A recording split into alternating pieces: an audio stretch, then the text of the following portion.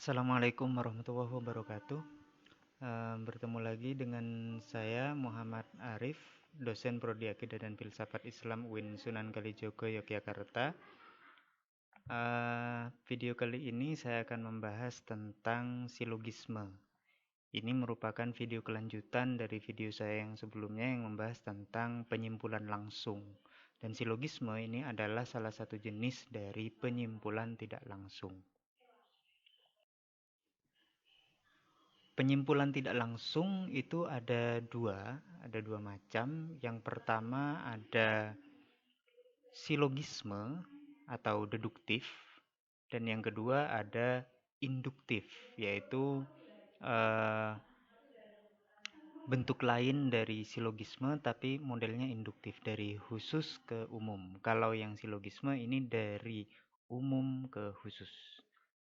Lebih rinci lagi akan saya jelaskan lebih lanjut dalam video ini. Terutama di sini dulu saya akan membahas tentang silogisme. Induktif ini nanti akan saya jelaskan di video saya yang berikut. Silogisme itu adalah penarikan kesimpulan secara tidak langsung dengan menggunakan dua premis. Jadi yang digunakan dalam kesimpulan silogisme ini adalah dua premis. Kalau sebelumnya penyimpulan langsung itu satu premis saja cukup. Nah, dalam silogisme itu minimal premisnya itu dua, lebih itu tidak apa-apa. Dan ini merupakan bentuk formal dari penalaran deduktif. Jadi penalaran gaya silogisme ini adalah penalaran deduktif. Jadi umum dulu, jadi premis-premisnya itu umum, dan kesimpulannya itu nanti khusus. Jadi kesimpulannya itu nanti partikular atau khusus. Dan tokoh silogisme itu adalah Aristoteles. Jadi dia merupakan bisa dibilang penggagas utama ya, penggagas pertama dari silogisme ini. Fotonya kalau tidak salah seperti ini. Kalau saya tidak salah ambil seperti ini. Dia Aristoteles gitu. Jadi silogisme itu mengambil kesimpulan secara tidak langsung dengan menggunakan dua premis, dan di sini bentuknya adalah deduktif. Begitu. Nah, di dalam silogisme itu ada beberapa istilah kunci. Ada beberapa yang menyusun silogisme itu ada beberapa hal.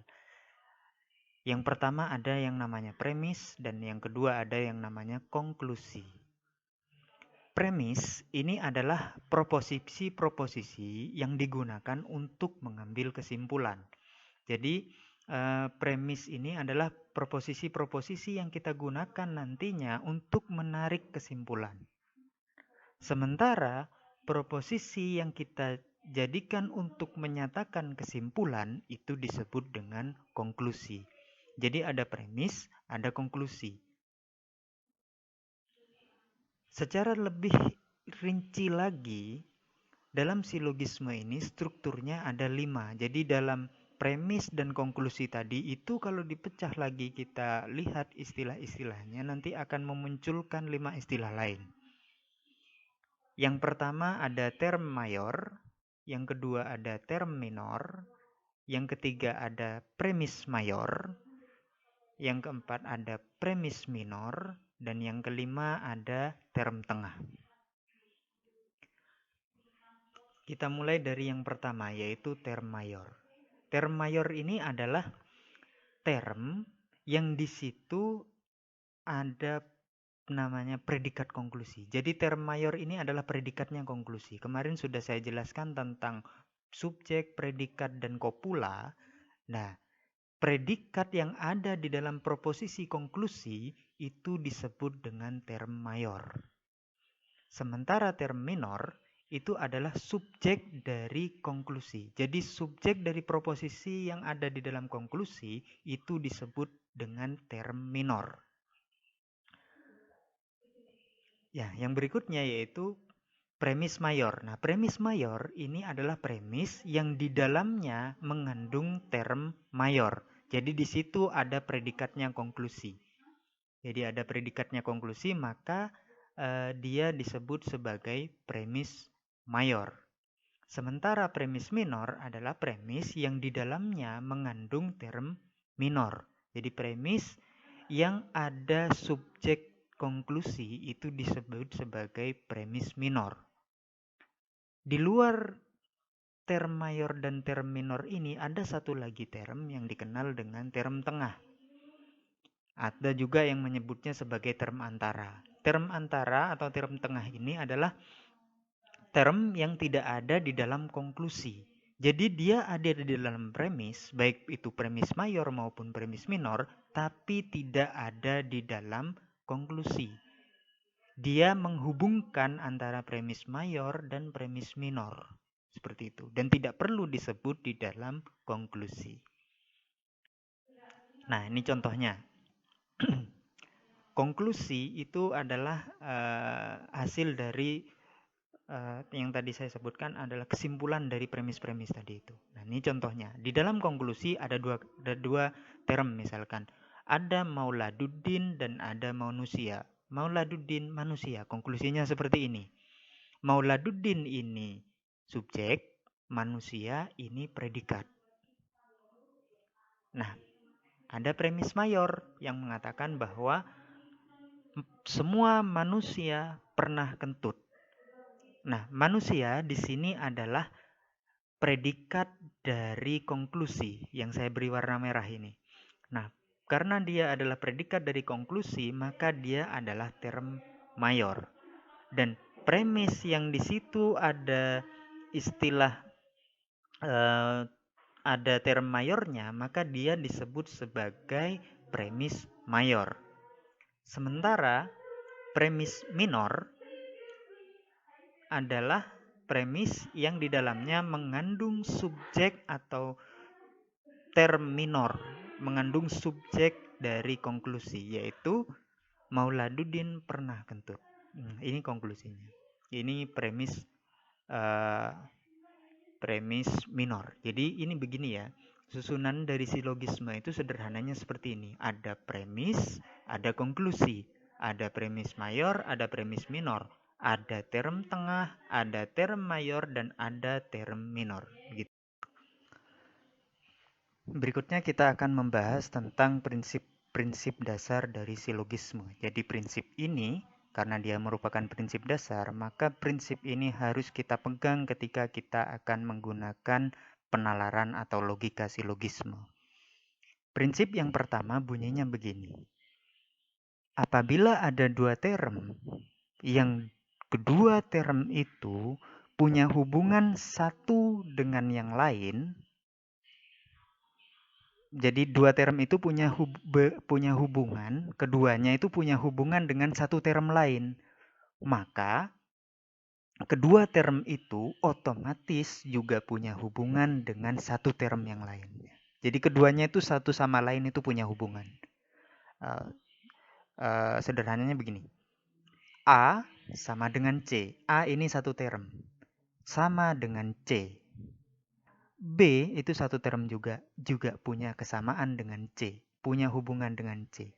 Karena dua-duanya punya hubungan dengan C, maka A sama dengan B atau A punya hubungan dengan B. Karena keduanya sama-sama punya hubungan dengan C.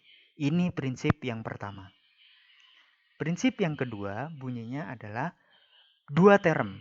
Salah satunya punya hubungan dengan satu term lain. Ada dua term, salah satunya punya hubungan dengan satu term lain.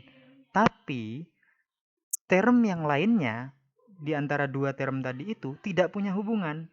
Maka kedua term itu tidak punya hubungan satu sama lain. Jadi dua-duanya itu tidak punya hubungan. Contohnya begini.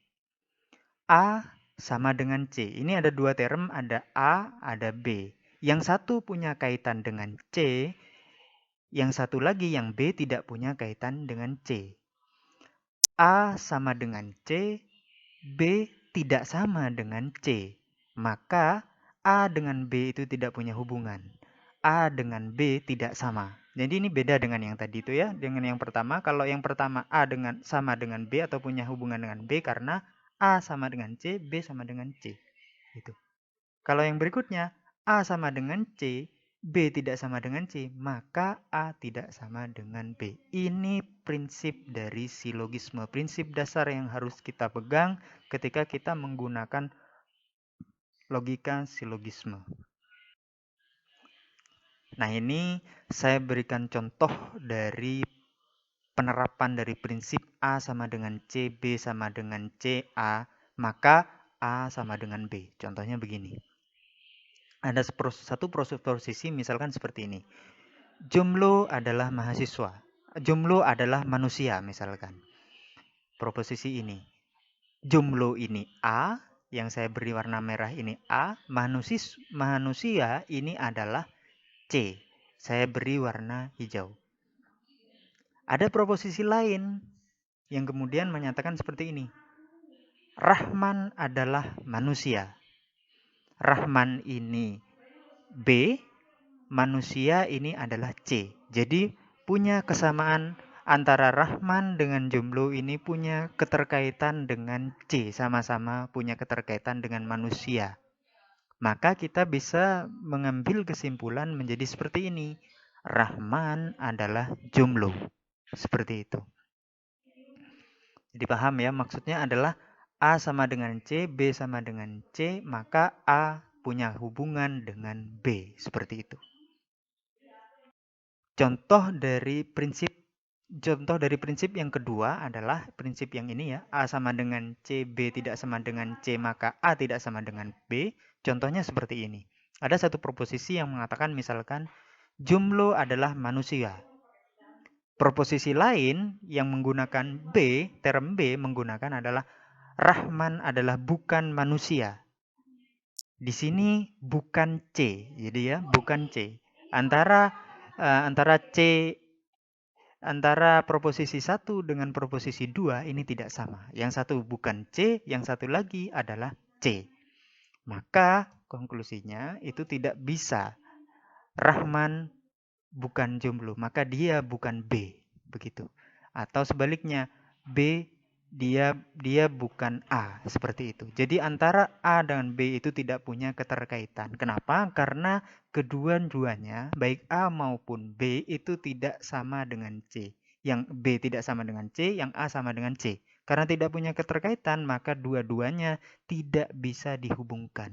Antara A dan B tidak bisa dihubungkan. Jadi ini prinsip yang kedua, contoh dari prinsip yang kedua.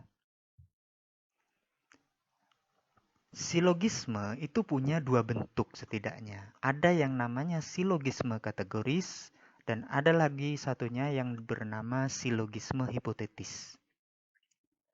Dua-duanya ini akan saya jelaskan lebih terperinci di yang pertama silogisme kategoris. Nah, silogisme kategoris ini adalah silogisme yang proposisi-proposisinya adalah proposisi kategoris. Jadi subjeknya atau predikatnya itu langsung dijelaskan oleh subjeknya itu dijelaskan oleh predikat. Jadi langsung mengafirmasi atau menegasikan gitu.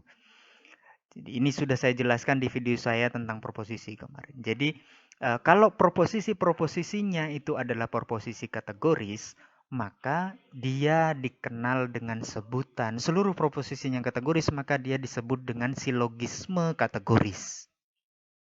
Nah, silogisme kategoris ini punya beberapa hukum. Setidaknya ada 9 hukum. Hukum yang pertama bunyinya seperti ini.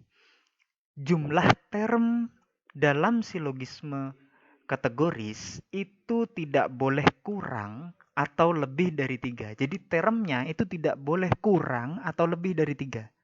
Term di dalam silogisme kategoris itu harus 3. Tidak boleh kurang, tidak boleh lebih. Begini penerapannya. Penerapannya adalah seperti ini contohnya. Ada premis mayor yang mengatakan bahwa semua mahasiswa adalah pembaca buku yang baik. Ini ada dua term merah dan term hijau. Semua mahasiswa ini satu term, pembaca buku yang baik ini adalah satu term. Sudah ada dua term di sini. Berikutnya adalah premis minor lagi yang menyatakan bahwa jiddan adalah mahasiswa. Jiddan ini satu term, mahasiswa ini sama dengan term yang tadi, maka saya beri warna merah. Ini masih terhitung satu dengan yang tadi. Maka di sini ada 3 term sudah. 1, 2, 3. Sudah ada 3 term. Dan konklusinya nanti juga Jiddan adalah pembaca buku yang baik. Jiddan ini masuk pada term yang premis minor tadi. Pembaca buku yang baik ini adalah term mayor yang ada di dalam premis mayor tadi. Jadi di sini kalau kita lihat termnya itu ada 3. Yang pertama term mayor, yaitu pembaca buku yang baik. Yang kedua adalah term minor, yaitu jiddan. Dan term tengah, yaitu mahasiswa atau semua mahasiswa. Ini ada 3 term. Jadi di dalam silogisme itu tidak boleh ada term lebih dari 3 dan tidak boleh termnya itu kurang dari 3. Jadi minimal itu harus ada 3 term, ada term mayor, term minor, dan ada term tengah.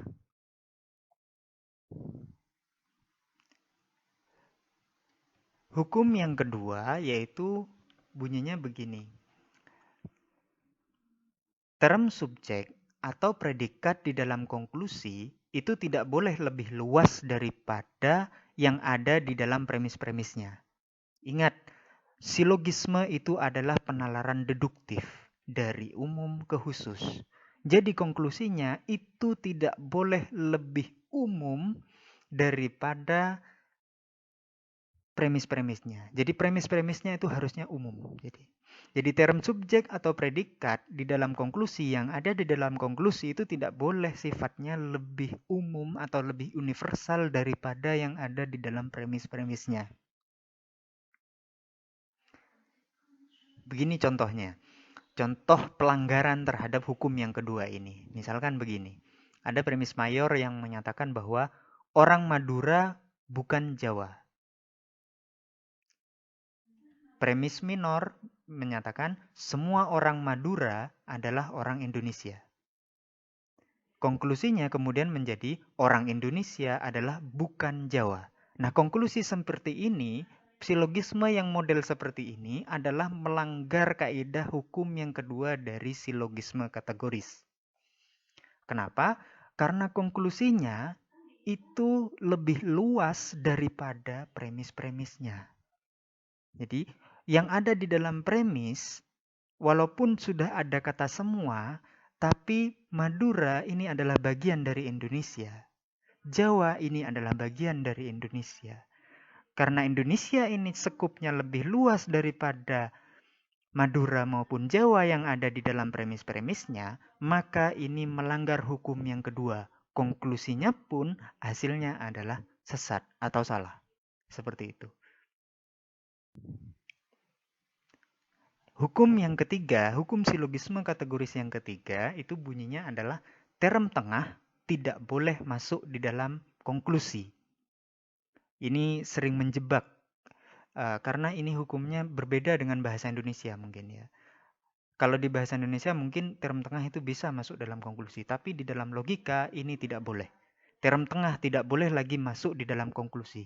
Kenapa? Karena sejatinya konklusi itu adalah temuan baru yang kita hasilkan dari mempersatukan antara premis mayor dan premis minor. Contoh dari pelanggaran hukum yang ketiga. Contohnya seperti ini. Ada premis mayor yang mengatakan semua mahasiswa adalah pembaca buku yang baik. Ada premis minor yang mengatakan semua mahasiswa adalah penulis yang baik. Kemudian ada konklusi yang muncul seperti ini. Semua mahasiswa adalah pembaca buku yang baik dan penulis yang baik. Ini salah. Ini pelanggaran terhadap hukum yang ketiga. Jadi dia menyertakan term tengah di sini. Semua mahasiswa ini kan term tengah. Term tengahnya disertakan di sini.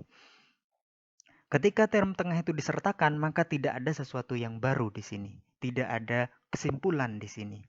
Karena kesimpulan itu harus sesuatu yang baru, yang dimunculkan dari premis mayor dan premis minor.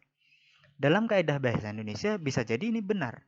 Semua mahasiswa adalah pembaca buku yang baik dan penulis yang baik. Ini benar.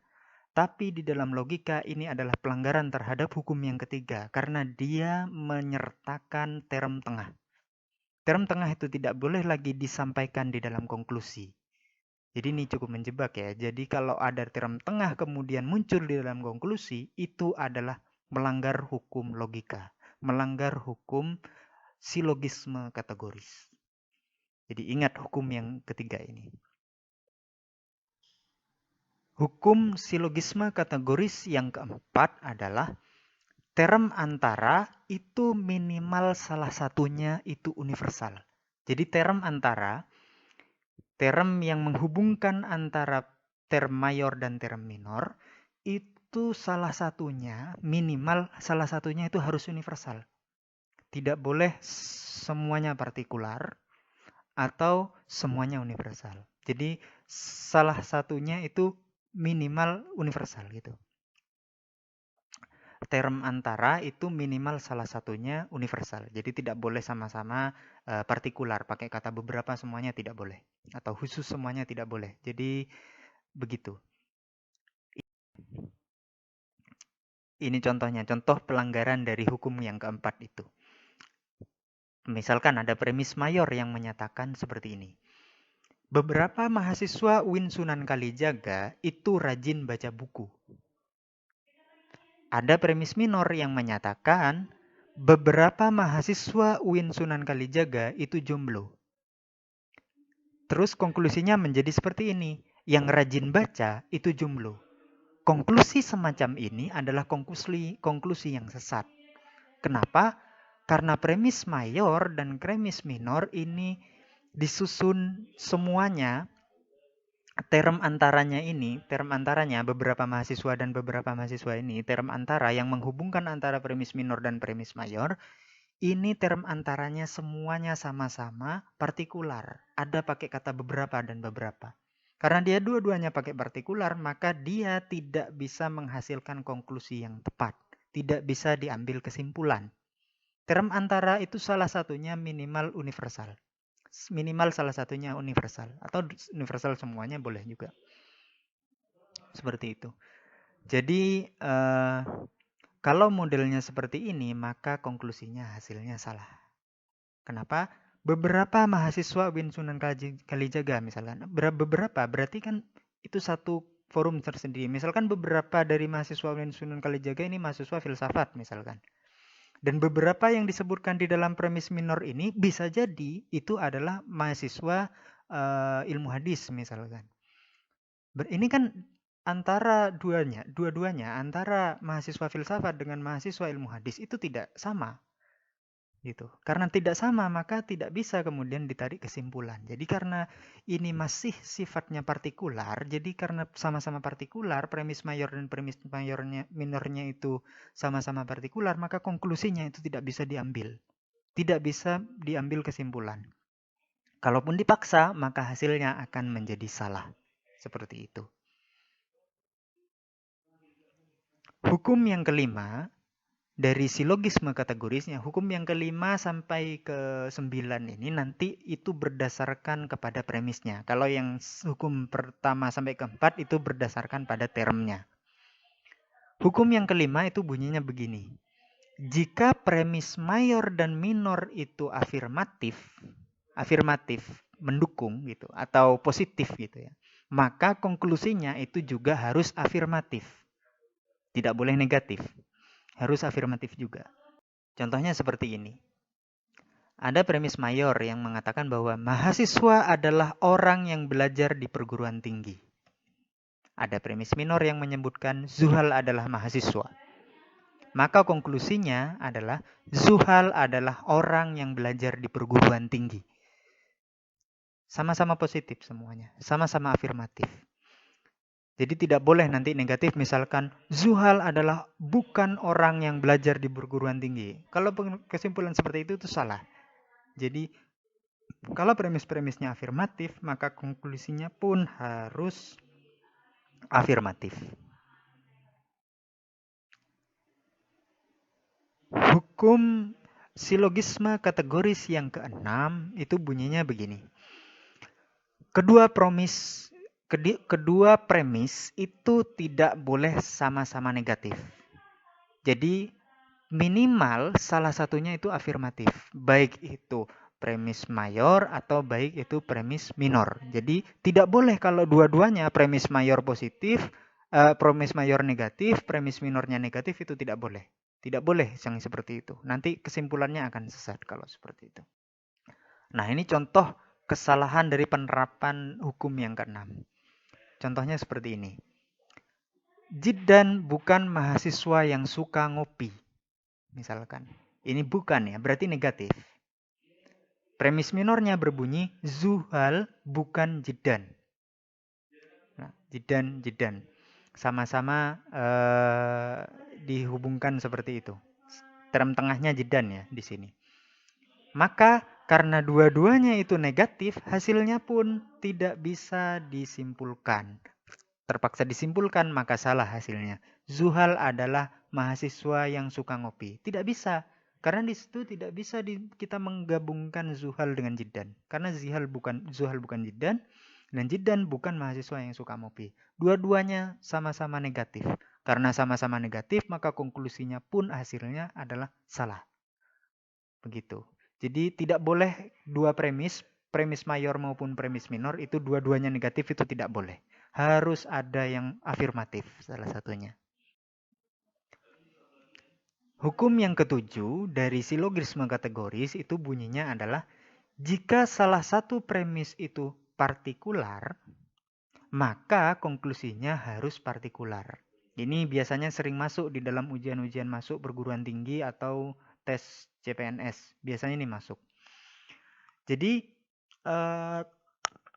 kalau premisnya salah satunya itu partikular atau khusus ya, beberapa, pakai istilah beberapa, biasanya pakai kayak gitu, maka konklusinya itu juga harus partikular, harus menunjukkan kata beberapa.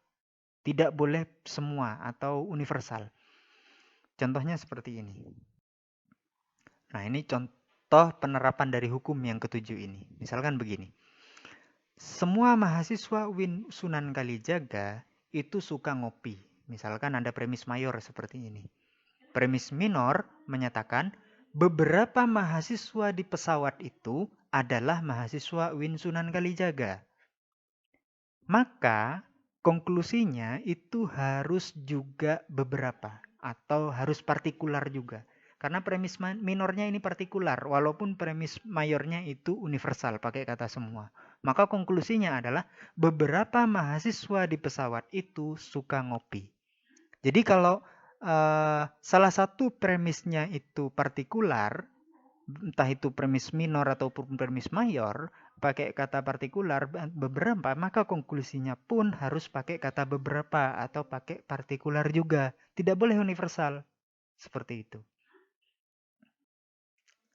Hukum silogisme kategoris yang ke-8 yaitu adalah jika salah satu premis itu negatif, entah itu premis mayor atau premis minor, kalau itu salah satunya negatif, maka konklusinya harus juga negatif. Ini hukum yang ke-8. Gini,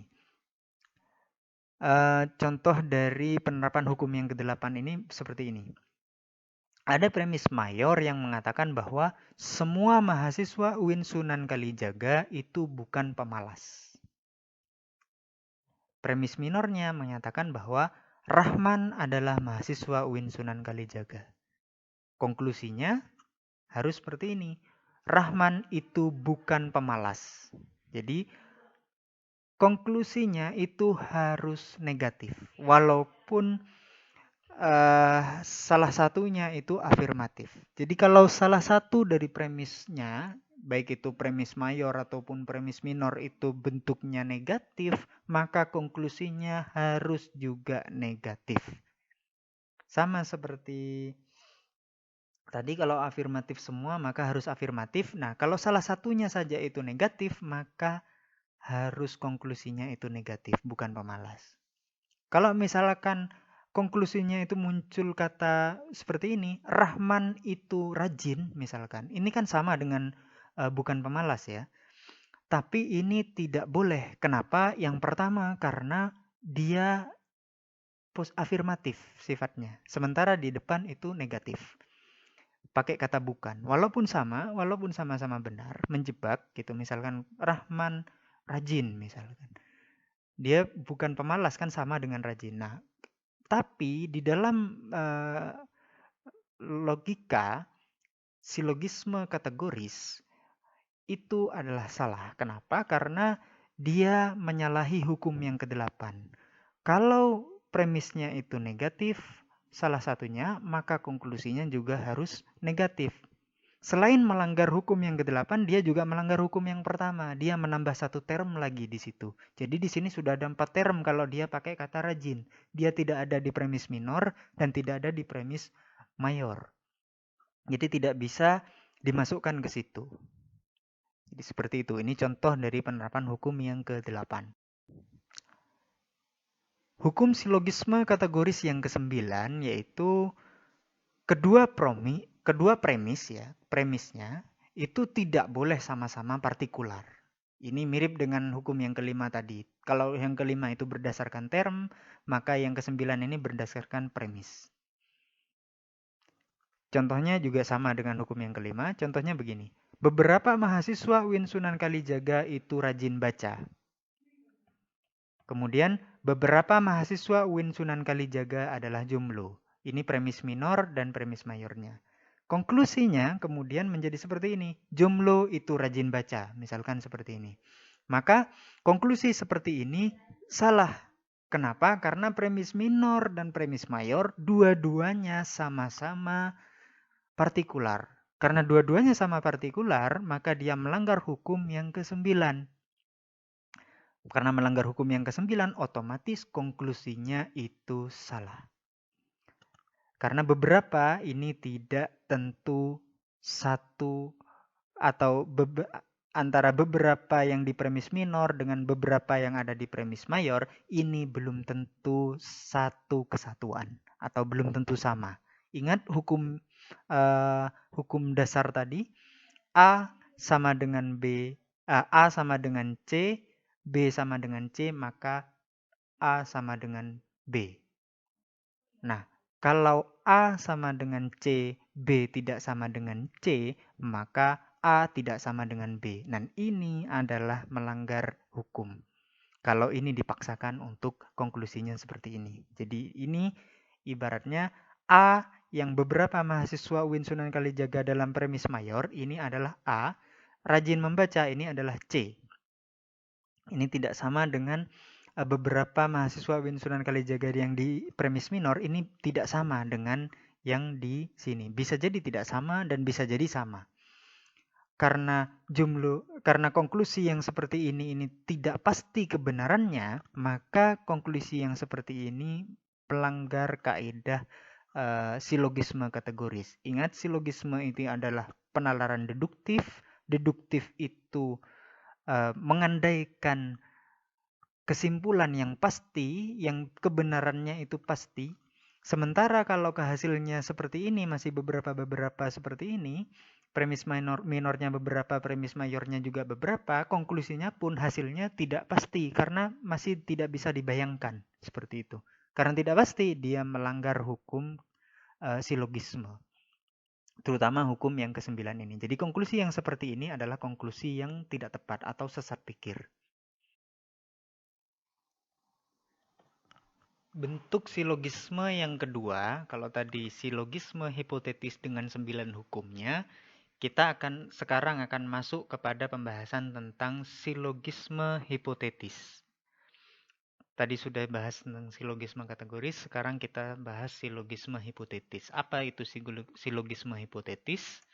Silogisme hipotetis itu adalah silogisme yang premis mayornya berupa proposisi hipotetis, sedangkan premis minornya dan konklusinya itu berupa proposisi kategoris. Kalau proposisi hipotetis itu adalah proposisi yang mengandaikan ada ketergantungan ya. Ada ketergantungan antara dua gagasan. Jadi ada dua gagasan dijadikan satu, yang satu tergantung dengan yang lainnya. Dan itu disebut sebagai proposisi hipotetis. Jadi kalau misalkan ada proposisi yang modelnya seperti itu dan digabungkan dengan konklusi dan premis minornya seperti itu, maka itu disebut dengan silogisme kategoris. Kalau sederhananya mungkin pakai jika maka itu ya. Tapi silogisme kategoris nanti tidak hanya jika maka, bisa dan, bisa atau, seperti itu. Itu silogisme hipotetis ini. Nah, silogisme hipotetis ini punya setidaknya 3 bentuk. Bentuk yang pertama, silogisme hipotetis kondisional. Bentuk yang kedua yaitu silogisme hipotetis disjungtif. Dan yang ketiga yaitu silogisme hipotetis. Yang pertama yaitu silogisme hipotetis kondisional. Silogisme hipotetis kondisional ini silogisme hipotetis yang premis mayornya berupa proposisi kondisional. Proposisi yang menyatakan suatu kondisi atau hubungan yang tergantung antara dua proposisi. Jadi antara proposisi satu dengan proposisi lain. Proposisinya itu memuat dua gagasan. Yang gagasan satu dengan gagasan yang lainnya itu ketergantungannya itu sifatnya kondisional. Gitu. Jika maka seperti itu. Nah, sementara premis minor dan konklusinya itu proposisi kategoris gitu. Nah, kalau ada proposisi, ada model penalaran yang seperti ini, premis mayornya itu proposisi kondisional, sementara premis minornya itu dan konklusinya itu proposisi kategoris, maka itu disebut dengan silogisme hipotetis kondisional. Di dalam silogisme hipotetis kondisional itu ada dua istilah yang perlu kita ketahui bersama sebelum masuk kepada nanti hukum-hukumnya. Ada istilah yang pertama dikenal dengan sebutan anteseden, dan yang kedua adalah konsekuen. Anteseden ini adalah gagasan atau anak kalimat satu yang menjadi syaratnya. Jadi kan tadi hipotetis itu ada dua gagasan yang terkandung di dalam proposisinya. Gagasan yang pertama yang menjadi syarat atas gagasan yang kedua itu dikenal dengan sebutan anteseden. Sementara yang konsekuen itu adalah gagasan atau anak kalimat yang lainnya, yang menjadi konsekuensi dari anteseden tadi, yang menjadi syarat tadi, konsekuensinya. Kalau syarat itu terpenuhi, misalkan konsekuensinya seperti ini, maka itu disebut dengan konsekuen. Jadi ada anteseden dan ada konsekuen. Nah, contohnya seperti ini. Silogisme hipotetis kondisional itu contohnya seperti ini. Misalkan ada premis mayor yang menyatakan seperti ini. Jika Zuhal masih jomblo, maka Jidan akan menembak Zuhal. Misalkan seperti ini. Yang saya beri warna merah ini adalah anteseden. Sementara yang saya beri warna hijau, Jidan akan menembak Zuhal, ini adalah konsekuen. Seperti itu. Ada premis minor yang menyatakan seperti ini. Zuhal masih jomblo. Maka konklusinya menjadi Jidan akan menembak Zuhal. Ya, contoh dari silogisme hipotetis kondisional itu seperti ini. Seperti juga silogisme kategoris tadi, silogisme hipotetis kondisional itu juga punya aturan main atau punya hukum. Hukum dalam di sini yang pertama adalah dalam bentuk modus ponen. Misalkan seperti ini. Hukumnya itu bunyinya seperti ini. Jika anteseden cocok untuk premis minor, ya. Jadi jika antecedennya cocok dengan premis minor, maka konsekuennya juga harus cocok di dalam konklusi. Jadi kalau antecedennya itu cocok dengan premis minor, maka konsekuensinya juga harus cocok dalam konklusinya. Begini. Jika Zuhal masih jomblo, maka Jidan akan menembak Zuhal. Zuhal masih jomblo. Nah, anteseden ini cocok dengan premis minor. Zuhal masih jomblo. Premis minornya menekankan kecocokan dengan anteseden yang disebutkan di dalam premis mayor. maka konklusinya adalah konsekuennya juga harus cocok. Jiddan akan menembak Zuhal. Seperti itu. Hukum silogisme hipotetis kondisional yang berikutnya dalam bentuk modus tollens. Bunyinya begini.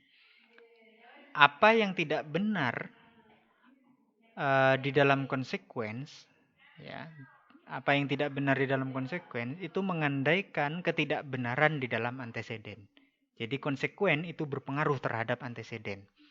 Kalau konsekuensinya tidak benar, maka antesidennya juga tidak benar. Misalkan begini, contohnya.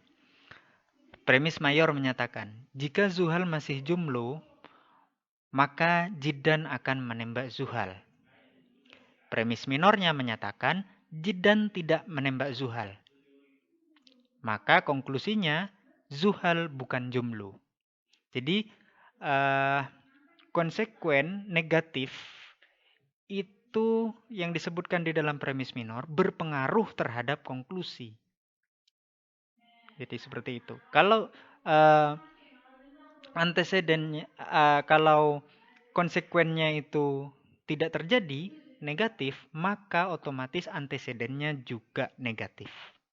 Seperti itu. Jadi negatifnya konsekuen itu berpengaruh terhadap negatifnya anteseden juga. Seperti itu.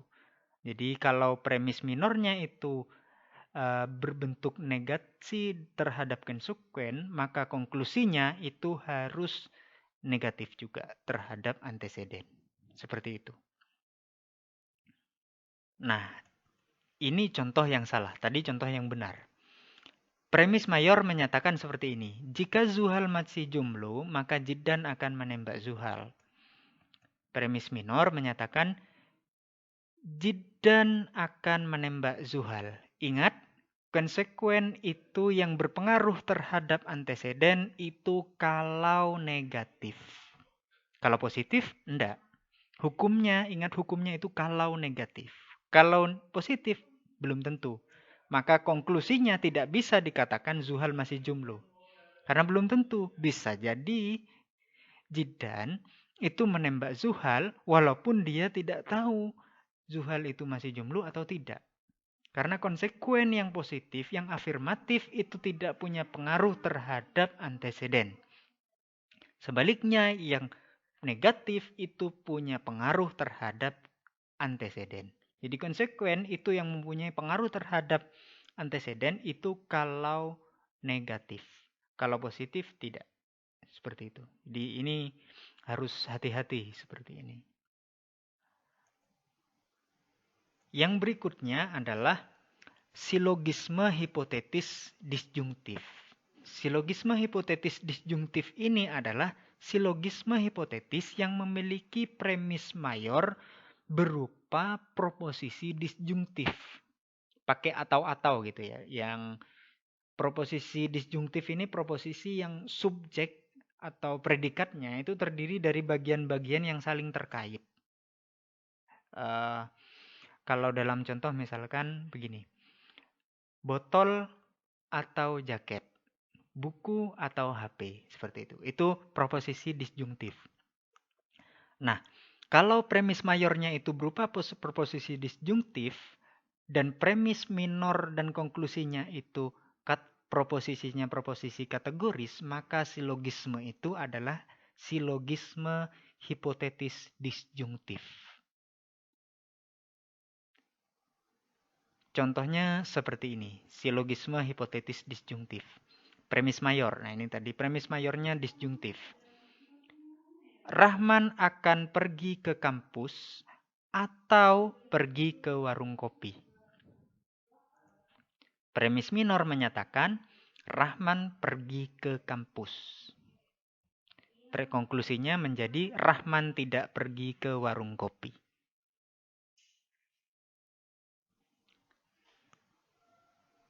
Silogisme hipotetis disjungtif ini juga punya hukum.